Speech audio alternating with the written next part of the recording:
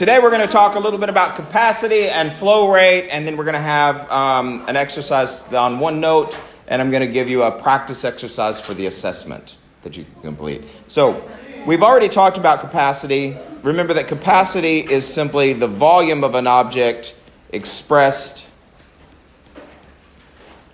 in liters or milliliters or some liquid measurement, right?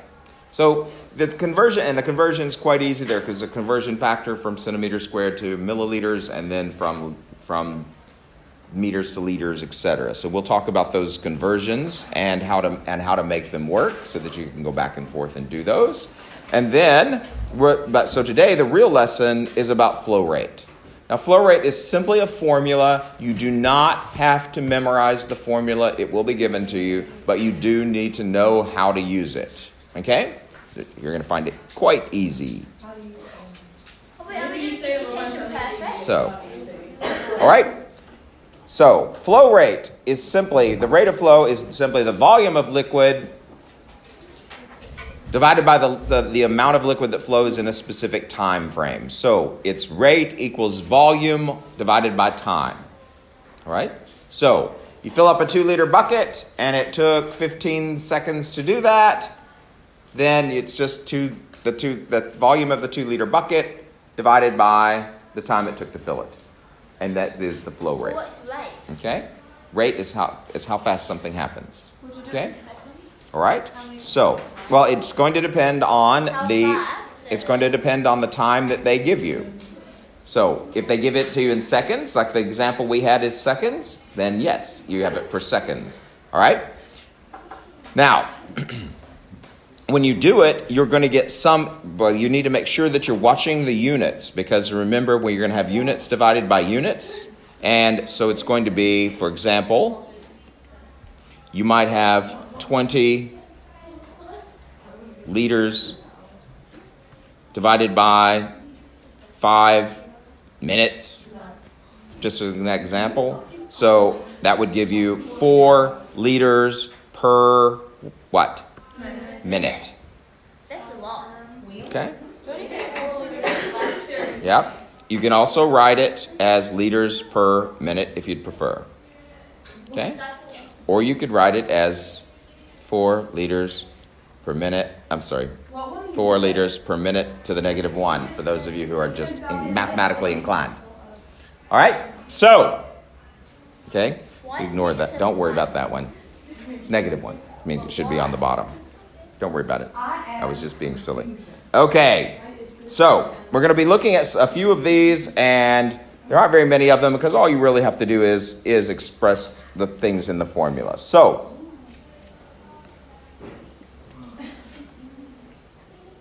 all right.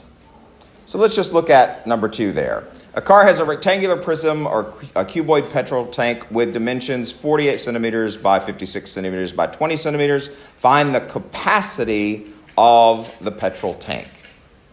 Okay? So we want the capacity. So we're simply going to first find the volume. The volume of this object, we're simply going to take each of its measurements and multiply them together. So 48 centimeters times 56 centimeters times 20 centimeters. And I'm hoping somebody has a calculator. I do.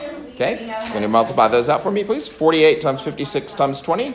So it's 53 times 52 equals 53,000. Hold on, let me just visualize it. Write the number?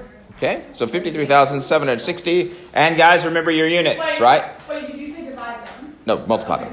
So centimeters times centimeters times centimeters gives me centimeters what? Squared. Cubed, because there are 3 of them. Exactly. Good. So now that we have the volume of that, we need to convert that volume into capacity. And remember, capacity simply means that we need to change it from centimeters squared, a volume measurement, into a liquid measurement. So into liters or milliliters, etc. So, who amongst you wrote down the formula for changing the volume to capacity? Now I have a question. You didn't write it down, but you remember it? Centimeters is equal to meters, milliliters. milliliters. So centimeters cubed is equal to milliliters. Yes? So that's a 1-to-1 conversion.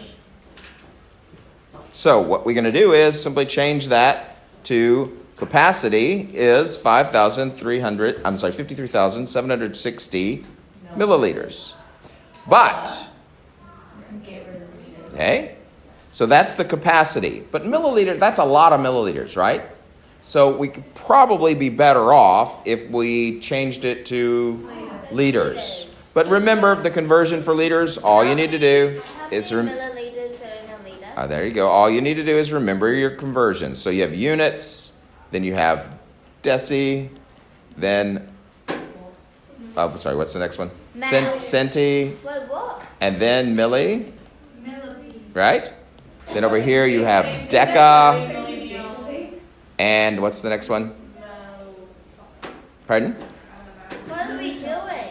These are the conversion factors. This is the metric system. You've seen it before. It's deca, Deca, centi, milli. right? What's the one before deca, though? U. Oh.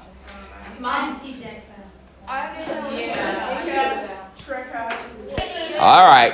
Remember, it's units in the middle. Then you go deci, centi, milli, right? You need to know it. So if you need to write it down. Those are the prefixes for the metric system. Centimeters, millimeters, decimeters, whatever. Yeah? And then on the other side, you have deca and hecto Hectometer. and kilo, right? We've done this before, guys. Oh yeah, when we talked about metric conversions. And besides, this is the metric system. You should have learned this maybe when you were this big. No. Those are the most common prefixes in the metric system. So units. It doesn't matter what units you have, right? If you have meters, what are the basic units? And for length is what? Meters. For weight or mass, is grams, right? For liquid, it is liters. And then you simply put the prefixes in front to know which measurement you have. Right? So, centimeters means that you are 2 units away from meters. What? What's that one? U is just unit, whatever unit you're working with. It doesn't matter. And that's one reason the metric system is so ideal, is because it doesn't matter what units you have. They all use the same prefixes. Why is there someone that's Because you get... I'm a little... Look.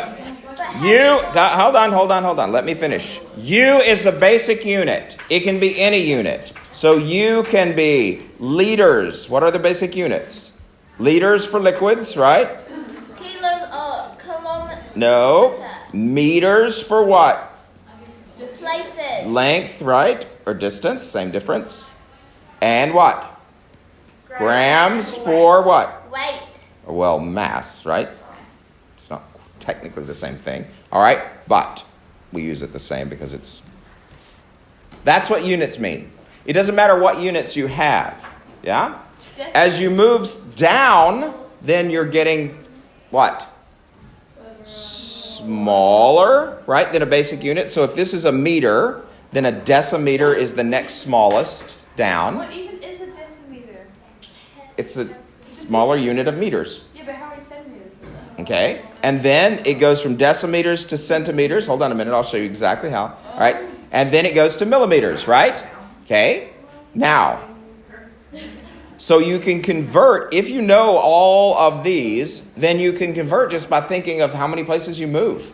And all you have to do is move the decimal place. So we had 53,760 centimeters, right? If I want to change that, okay, which we converted to centimeters cubed, we converted to 53,760 liters, or milliliters, I'm sorry, wasn't it? Milliliters.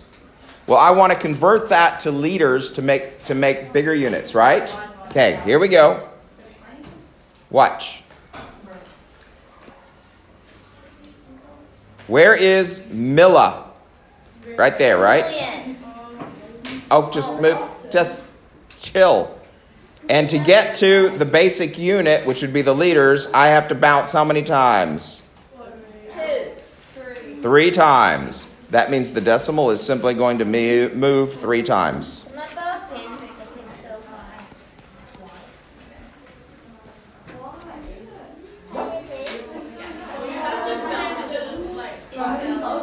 Okay? If I move 3 times to the right, that's the same as, I heard you over there, Tianya, Yulia, I heard y'all over there. So if you move 3 times to the right, that's the same as multiplying by what number? Just said it just a second ago. 1,000, exactly, right? 1 liter is 1,000. Milli means 1,000, right? So you can either do it mathematically or you can simply do it by moving the decimal. Why do Americans use the feet? Let's worry about the system y'all are not understanding first. Okay? All right. So we found the capacity of the petrol tank. It was 53.76 liters. If it takes the car 8 hours to consume a full tank of petrol, okay, how many liters of petrol does the car consume in liters per minute, right? So we know how many liters it is. We're simply going to divide that by the number of minutes in 8 hours. So be careful about the units. How many minutes in 8 hours? 60 times 80. I mean, 80. Right there. Which gives you what?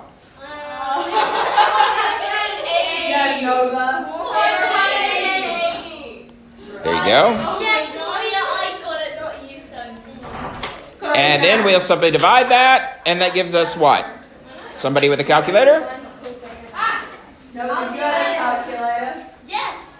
Calculator. What is the formula for Oh, you the did it. 0.112? It's just the volume divided by the... Volume. So 1112 0.112. liters per minute. And that's all there is to it. All right? The mathematics is very easy. You just need to make sure that you watch that formula, and you'll be using the formula. All right. So what we're going to do is I'm going to put another lesson on your OneNote, and you're going to work on that one. This is a practice assessment. Yeah, OneNote. You remember OneNote? Okay. So let me get that up there for you really quickly.